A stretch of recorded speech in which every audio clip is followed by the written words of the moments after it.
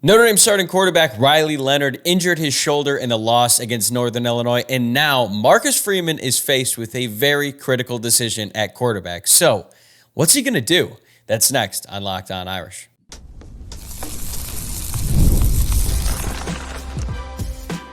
You are Locked On Irish, your daily podcast on the Notre Dame Fighting Irish, part of the Locked On Podcast Network, your team every day.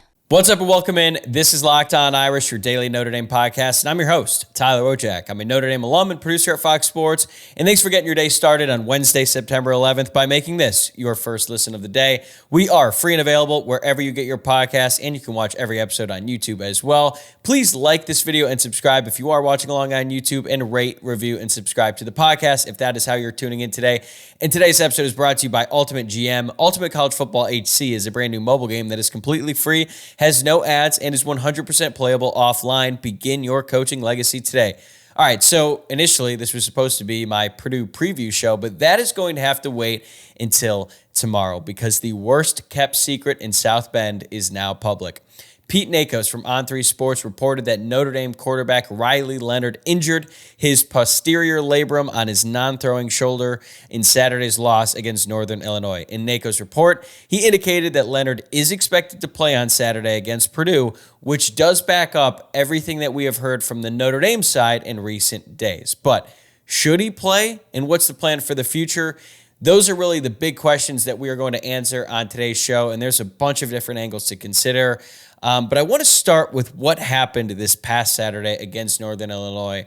Then we'll get into who should start against Purdue and every game after that, because the way Freeman and his staff handled the Leonard situation could have long-lasting implications for the Notre Dame quarterback room. In one scenario that I think could happen, not saying that it will, is that maybe Riley Leonard is the starting quarterback for Notre Dame in 2025. Before you freak out, just wait until the end. We will get to that. Let's get back to the report, though.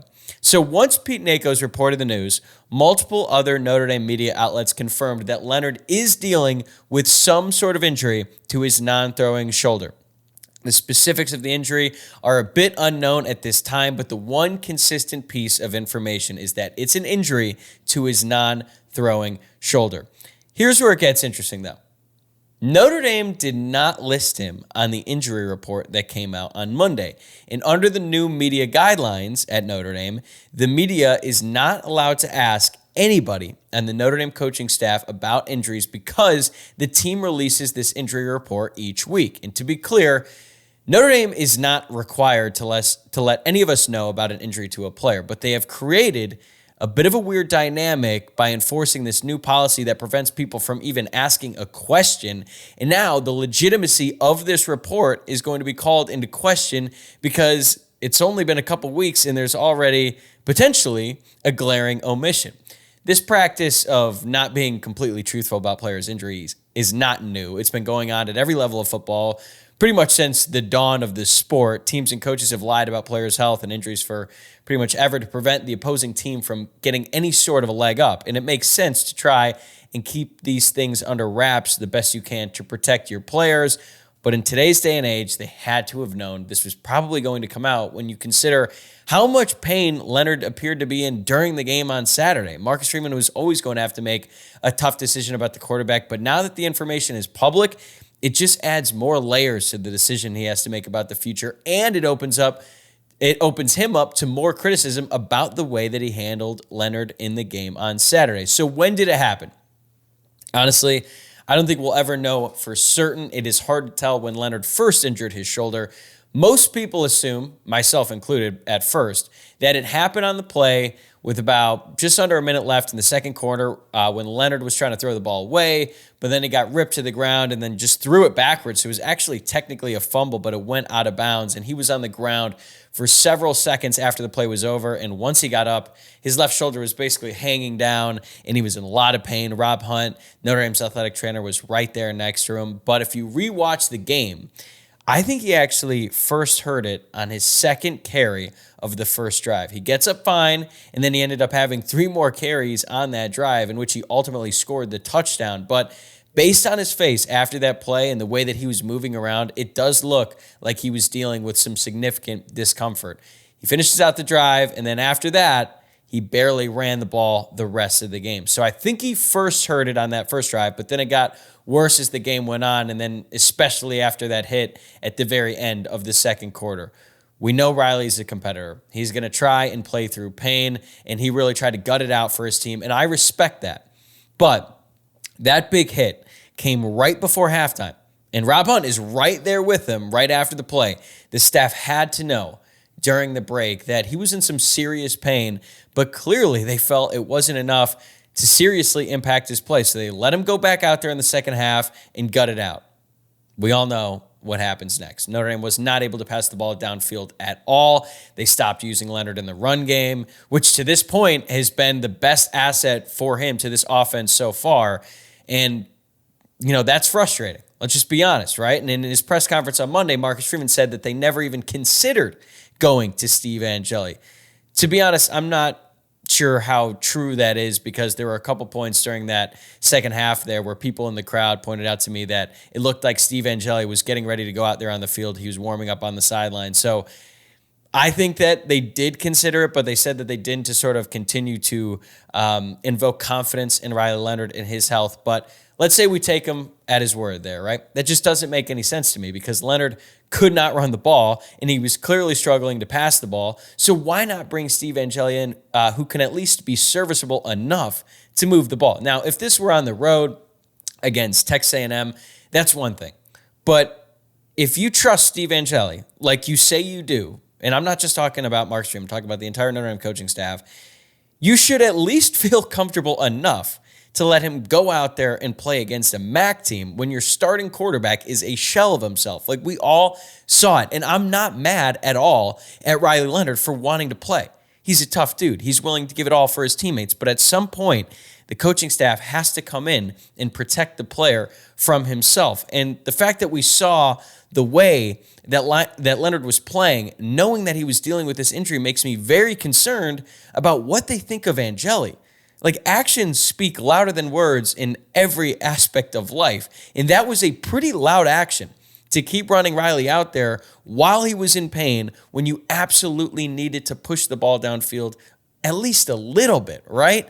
And just because you bring in the backup to help you win one game does not mean you are tied to that quarterback the rest of the way. If you bring in Steve Angeli in the second half, you are not then forced to start Steve Angeli the rest of the season.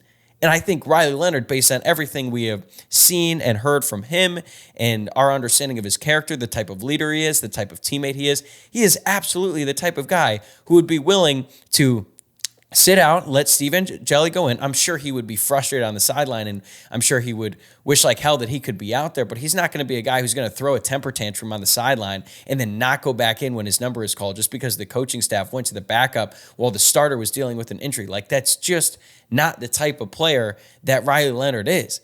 And Brian Kelly did it all the time.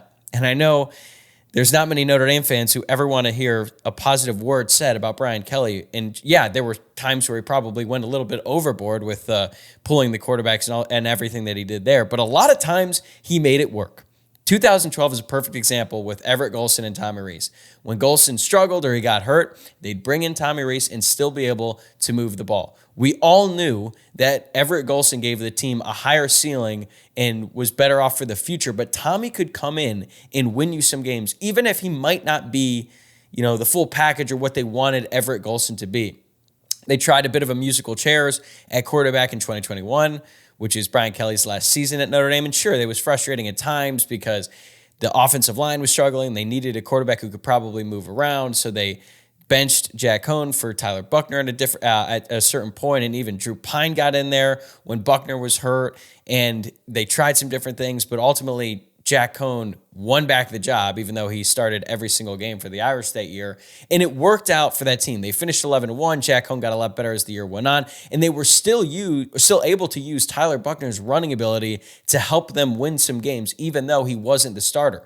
Like, there were some drives when Jack Cohn would start the drive, they'd be moving the ball, they'd get into the red zone, and then Tyler Buckner would come in, they'd run RPO, maybe Tyler Buckner would run for a score, sometimes he even had a couple passing touchdowns as well. And Jack Cohn supported him, he supported Drew Pine when he came in, and he was a great team player. And there is no reason for us to think that Riley Leonard would not do the exact same thing if the situation presented itself, especially when you consider that Riley's hurt. Jack Cohn was at least healthy at the time, or at least for the most part, except for the Wisconsin game. But I think that, hindsight is 2020. I get that. And I have been on record saying that if Leonard and Angeli are both healthy, I think Leonard is a much better option. I still believe that Leonard can be a really good quarterback when he's healthy and when he can use his legs, when he can move around, when he can scramble out of the pocket. That just is another thing that the defense has to take into account. And we've seen Riley Leonard beat fast, athletic defenders to the edge, get a first down.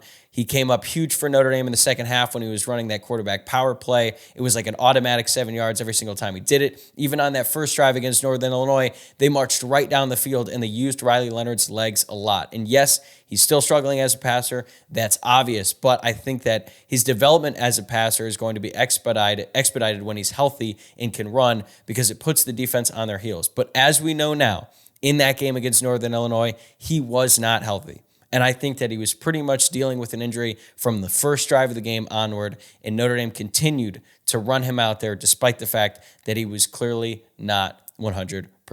But look, that's the past. There's nothing that Notre Dame can do about it now. The focus is on Purdue and getting the most out of the quarterback position on Saturday. So what's the plan going to be in West Lafayette? Let's break it down right after this. Hey, Irish fans, I want to take a moment to give you a heads up on a brand new mobile game that I think you're going to love just as much as I do, Ultimate College Football HC. In this amazing game and simulation, you get to step into the shoes of a head coach and lead your college football program to glory. Can you imagine actually being the head coach of Notre Dame? From recruiting players and hiring your coaching staff to overseeing training camps and handling school scholarships, you control every crucial detail of your program. It's all in your hands. Will you be able to handle the pressure? Here's what I really love about the game, though. You are responsible for calling offensive plays during the games. Your strategy will not only determine the success of your football season, but will shape the future and legacy of your program. Ultimate College Football HC is completely free, has no ads, and is 100% playable offline. You can play on the go as you want and when you want to. And of course, we have a special offer for Locked On Irish listeners. Use the promo code LOCKEDONCFB, all caps, inside the game store to receive a free boost to your program. Make sure to take advantage of this perk, as we'll get your team off to a strong start. And to download the game, just visit ultimate-cfb.com. That's ultimate-cfb.com, or look it up on the app stores. That's Ultimate College Football HC. Begin your coaching legacy today. Today's episode is also brought to you by Gametime. Whether it be sports, concerts, comedy shows, you name it, I love going to live events. Gametime is a new feature called Gametime Picks that makes getting tickets for your favorite live events even easier. Gametime Picks filters out the fluff to show you incredible deals on great seats so you don't have to waste time searching through thousands of tickets. The great thing about Gametime is the curation makes it easier to save more on sports, concerts, comedy, theater, etc. This past Saturday, right after Notre Dame lost to Northern Illinois, I was really down in the dumps, and I was like, you know what? My favorite baseball team, the Cleveland Guardians, are in town. They're playing the Dodgers tonight. Maybe watching them play in person is going to help me out. It's going to cheer me up a little bit. So I went on Gametime, bought tickets. I went to the game, and unfortunately, the Guardians lost 7-2. But I still end up having a good time, all thanks to Gametime. My favorite thing about the app is you get a panoramic view from your seat in the app before you buy, and then you can buy tickets in seconds with just 2 taps. Take the guesswork out of buying tickets with Gametime. Download the Gametime app, create an account, and use code LOCKEDONCOLLEGE for $20 off your first purchase. Terms apply. Again, create an account and redeem code LOCKEDONCOLLEGE for $20 off. Download the Gametime app today. Last minute tickets, lowest price guaranteed. All right, so as we start to look ahead to Saturday, Notre Dame's upcoming game against Purdue, I think a lot of people are wondering, is Riley Leonard going to start at quarterback? As I said earlier, Pete Nakos said that he is expected to play against Purdue, and I agree. I believe that Riley Leonard is going to start the game against Purdue. Notre Dame coaching staff, not Marcus Freeman, the assistants and some players, talked to the media after their practice on Tuesday, and according to offensive coordinator Mike Denbrock, Riley Leonard was out there, and he said, quote, "I have no indication right now that he can't be the runner we need him to be," end quote. We'll see about that on Saturday. I think the amount of the design runs they call early on in the game is going to be a very good indication of his health status, because up to this point, that's been one of the few things that they could rely on when he's healthy. And based on the way that they utilized him in the second half against that Northern Illinois game, when we now know he was not healthy, it's pretty clear that if he's healthy and ready to go, they are going to run him. If he's not, they're not going to run him. So maybe the injury is more of a bone bruise. That's certainly a possibility. As I said, there's been, some contradictory reports based on what the actual injury is and the extent of it, things like that. Maybe it's not as severe as some people might think, and maybe he's going to be ready to go and 100% on Saturday, or at least something close to it. And for Riley's sake, I'm sure he's pissed off and he's going to want to prove a point to his teammates and everyone on the outside that he's a really good player. He's a player that everyone around the Notre Dame football program thought he could be, and he's going to really try to go out there and make some plays for his teammates on Saturday. But now that this information is out there, now that everyone knows that Riley Leonard is dealing with something, if he starts struggling early, there's going to be no patience from the outside. There probably wouldn't be much patience at all if he were completely healthy, let alone with an injury. So it is going to be very interesting to see how he comes out and performs. And if he comes out, he's clicking on all cylinders, people are going to forget about that injury for the time being, and they're just going to be happy that Notre Dame has any sort of a passing game on offense. Or if he's running around the field and he's utilizing his legs well, people are going to be like, okay, look, he must be healthy enough if he's running around on this defense. The thing is, though, the coaching staff should know exactly what to expect from Riley Leonard on Saturday after watching him in practice this week. If he's able to go out there and he practiced well on Tuesday and he has another good practice later on today, I think he deserves the opportunity to play on Saturday. He won the job. He outplayed Steve Angeli since he arrived on campus. And if he's healthy and ready to go, I think he should be out there for the team on Saturday. But if he's struggling all week and he's clearly not in a rhythm, and even if he's good enough to go out there and play, but he's still struggling, he's still dealing with something, even though it's his non-throwing shoulder, if they put him in anyway, I think that's going to lead to some real issues because the team can see who's ready to play and who's not. And if he's not ready to go and the team puts him out there anyway, that's not going to sit well with his teammates, especially when the offense isn't performing well. That is when some people are going to get even more frustrated, and the people that matter, the people that are inside the locker room. The thing about that, though, is none of us on the outside are going to know for certain until the Irish take the field against Purdue. And Purdue knows this as well. The reason that Notre Dame didn't want this information to get out there is because now Purdue knows that he's hurt, and they're probably going to target him and that shoulder a little bit more. They were going to stack the box and force him to pass anyway, but now that this information is readily available, they're going to force it even more. And that's probably going to be the game plan for every single opponent left on the schedule until Notre Dame can muster up some sort of a competent passing game. Here's some numbers for you that show you just how bad the passing game has been for Notre Dame since the start of the season, courtesy of Pete Sampson from The Athletic. 130th in the country in team pass efficiency. The offense is 110th in scoring offense, and they are dead last in 20-yard completions with 1, the pass to Bo Collins in the season opener, and they are dead last in passing touchdowns with 0. Notre Dame has not had a passing touchdown yet this season. That's embarrassing. That's unacceptable. And I don't care who is the quarterback out there. That has to be improved, and it has to get fixed right away against Purdue. And it's not just on the quarterback either. The receivers are going to have to step up. They're going to have to make some plays. We've talked a lot about the drop by Jaden Greathouse. How different does that game turn out to be if he ends up making that catch because he was on a critical third down? Who is to say? All I know is if Jaden Greathouse is going to be the wide receiver that we all thought he could be going into the season, that cannot happen, especially in that moment.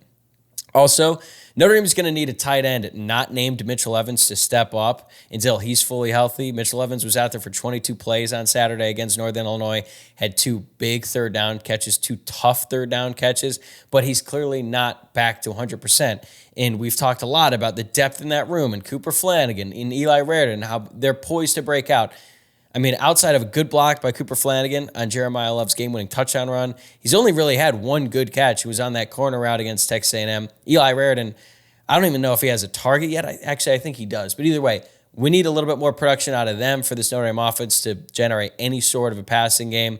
And that $2 million a year offensive coordinator who just came back with a ton of hype has to scheme up some easy wins for this offense. We have not seen enough of that so far. Again, it's still early, and there's a lot of blame to go around. Also, the offensive line, they got to step back up. They took a big step back in that Northern Illinois game. I thought they got pushed off the ball at the line of scrimmage. They have to step up too. So it's not just on the quarterback, right? It's on the entire offense, but the quarterback, whoever it is, needs to play much better than what Riley Leonard has done up to this point. But I do think that if he can get some momentum early on in this game, he'll be able to ride that the rest of the game so long as he's healthy. Like, he has made good plays for the Irish already.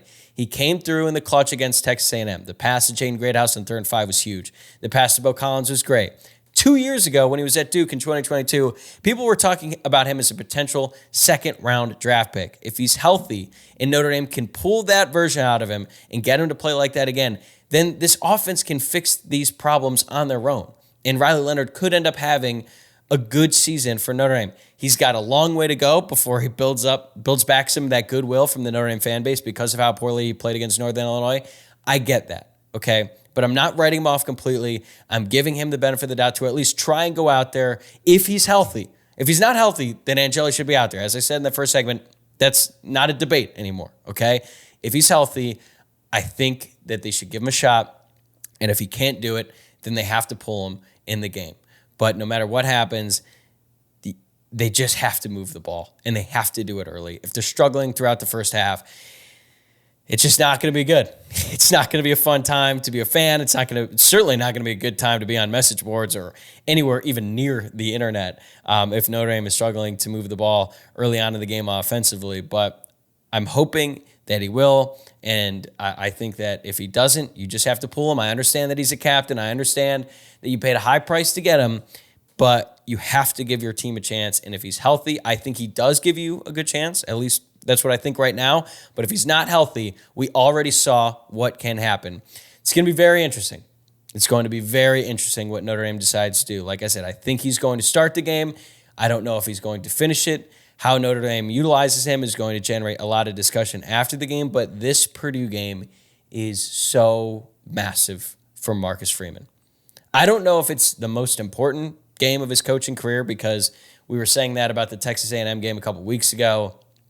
But, man, if they lose and this team with all this talent on the roster starts off 1-2, that seat is going to get real hot in a hurry for Marcus Freeman. So he has a very important decision to make at quarterback. I think it's going to be Riley Leonard to start. We'll see how the game progresses.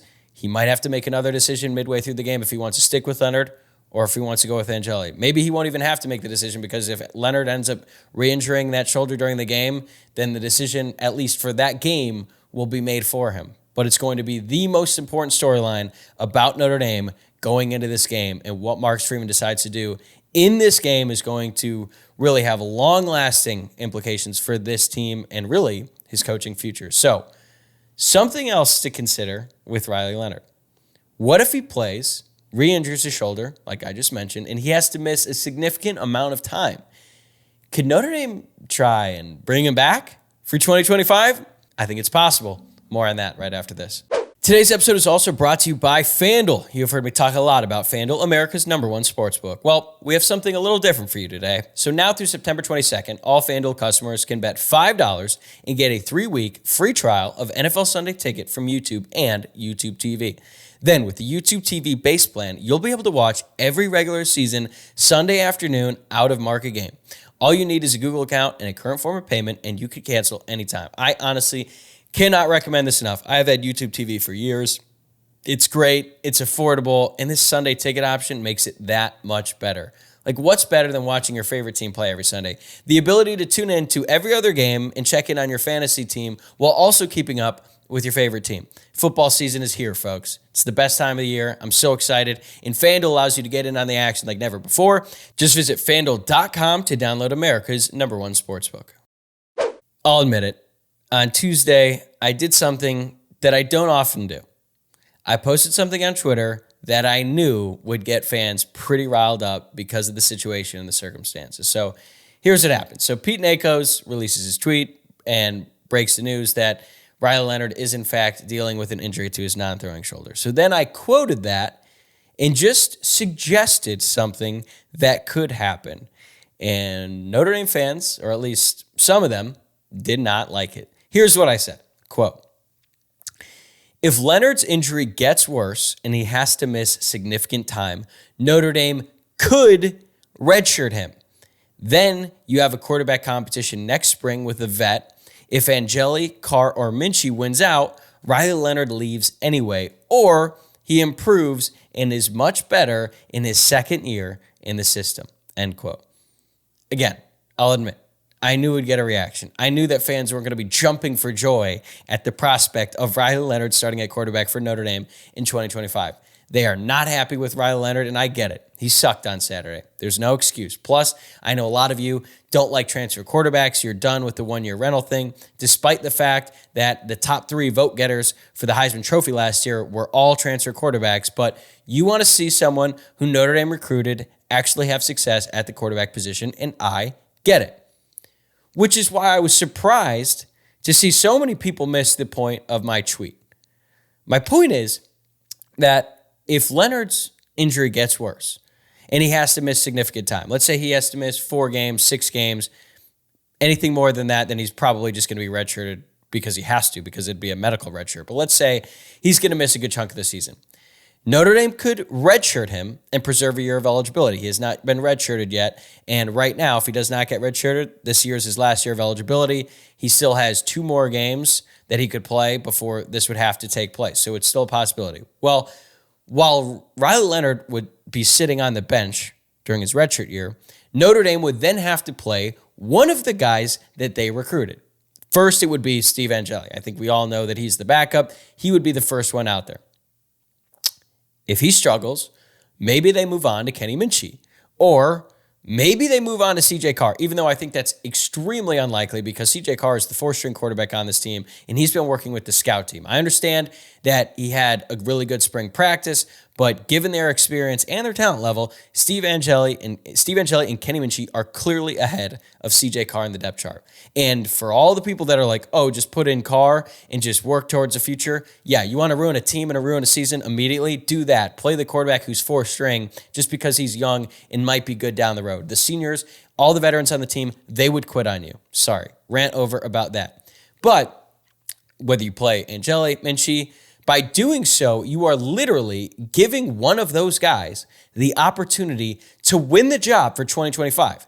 Like if Angeli comes in, he balls out the rest of the way, Notre Dame plays well down the stretch, then Steve Angeli is going to be the starting quarterback for Notre Dame next year. And in that case, Leonard will transfer somewhere else anyway because he will have that extra year of eligibility and he'll be a graduate so he could transfer again. So then you don't even have to consider about Riley Leonard being the starting quarterback for 2025 because Steve Angeli will have won the job this season. Or maybe it's not Steve Angeli. Maybe it's Kenny Minchie who comes in because let's say Steve Angeli comes in, he struggles a couple games, Notre Dame loses, they bring in Kenny Minchie, he plays well, then maybe he's the starting quarterback for next year. Well, there's also the option or the possibility that they bring Angeli and Minchie and none of those guys, maybe they don't work out. Maybe they don't look comfortable either. And now you've got some serious concerns about the future. And look, I like CJ Carr a lot. I think he has the potential to be great. And if there's a situation where they have to bring him in this year, that probably means that things are pretty grim at quarterback. And I think that CJ Carr could be great down the road, but young quarterbacks usually struggle when they first get out there. Yes, there are outliers like Dylan Raiola. I know that he had his first 2 games in Nebraska have gone really well. He's looked good. And now a lot of people are like, oh, well, Dylan Raiola is starting. That means that if CJ Carr comes into place, he's going to play the exact same way. Those are outliers, okay? Most of them struggle a lot early on in their careers. It took Quinn Ewers 3 years before he really took off. 3. Okay, he redshirted his first year at Ohio State, was okay at Texas. He did have an injury, but had some really bad games. I mean, I remember watching him play Oklahoma State in his sophomore year. He was bad, and they were not a good football team at Texas. And Quinn Ewers was literally like the most sought-after quarterback recruit in decades. Okay, and it took him some time. Now he's great. Now he could end up winning the Heisman for Texas. He looked unbelievable against Michigan on Saturday. Drew Aller, 5-star recruit. Notre Dame really wanted him. He went to Penn State. He was terrible as a redshirt freshman. He's starting to look better, still struggling a little bit in his 3rd season, but 5-star, all-world guy, did not play well to start off his career. And he redshirted. CJ Carr's a true freshman. Connor Wigman, everyone's favorite player. He's a former 5-star. Did he look like a former 5-star on the season opener? I don't think so. What about Cade Klubnik? He was a 5-star. How did he look last year? There was a point at the beginning of the season when everyone was like, oh my God, you need to put Cade Klubnik in over DJ Uiagalelei. Well, I agree, DJ Uiagalelei wasn't that good, but neither is Cade Klubnik. I mean, I know he had a good game against App State, but it's about time he showed something. He was not very good last year either. My point is that Carr could be great, and maybe he will be, but odds are it's going to take some time. And he might not even be fully ready to go next year. The best case scenario for Notre Dame is that CJ Carr or Kenny Minchey is great and they're ready to go next year. And that is my whole point. By redshirting Leonard this year, you could give your backups a chance to win the job.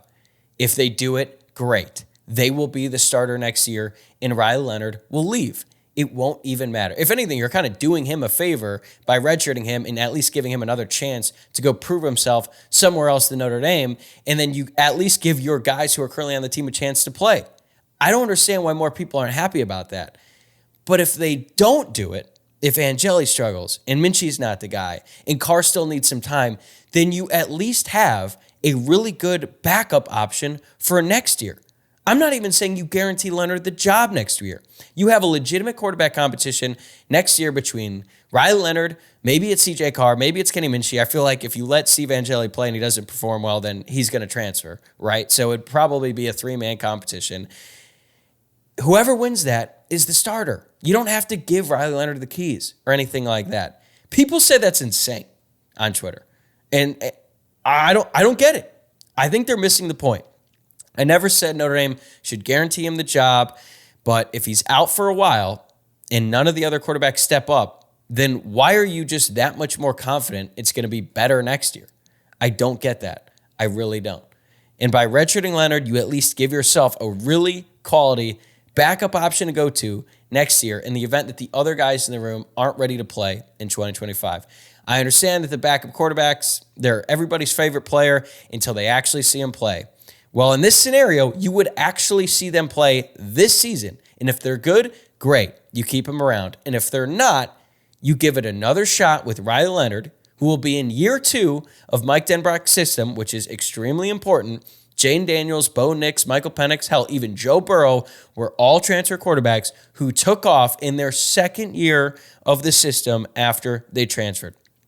Why couldn't Riley Leonard improve significantly in his second year under Mike Denbrock? Mike Denbrock even said before the season that guys normally really take off in their second year, all because he played really poorly against Northern Illinois when we all know that he was not healthy in that game.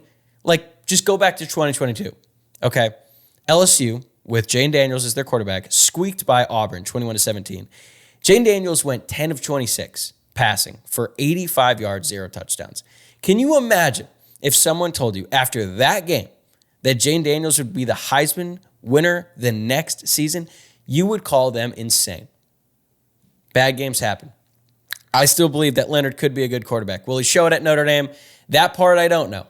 Okay, but if he re-injures his shoulder and there's an opportunity to give the other guys in the room the opportunity to seize the job, I think it could work out.